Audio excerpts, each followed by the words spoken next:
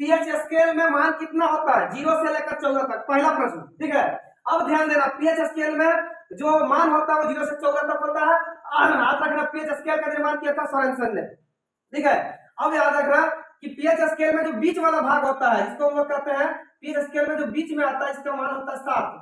7 अगर मान रहेगा तो हो जाएगा आश्रित। ठीक है, आश्रित माने क्या, इसमें हमारा ना खट्टा रहेगा ना क्या बोलते हैं इसको क्षारकीय रहेगा, ना अम्लीय रहेगा ना क्षारकीय रहेगा। ठीक है, अब चल जाओ आगे, तो 7 से नीचे जाते हैं, 7 से नीचे जाएगा तो ये हो जाएगा अम्लीय, और 7 से ऊपर जाएगा तो ये हो जाएगा क्षारीय। याद रखना 0 से लेकर 3 तक प्रबल अम्ल, और 4 से लेकर 6 तक दुर्बल अम्ल, 8 से लेकर 10 तक दुर्बल क्षारक, और 12 से लेकर 14 तक प्रबल क्षारक। ये तुम्हारा क्या है, पीएच स्केल का नियम है। यहां से तेरा कम से कम 20 क्वेश्चन बनता है, लगभग 4-5 प्रश्न यहां से पूछने की संभावना है जो तुम्हारे एग्जाम में डायरेक्ट पूछा जाएगा। यानी डायरेक्ट कह सकता है कि प्रबल अम्ल कहां से होता है, तो 0 से लेकर 3, दुर्बल अम्ल 4 से लेकर 6, दुर्बल क्षारक 8 से लेकर 10, और प्रबल क्षारक का होता है तो 12 से लेकर 14, आश्रित कितना होता है 7। और पीएच स्केल का निर्माण किसने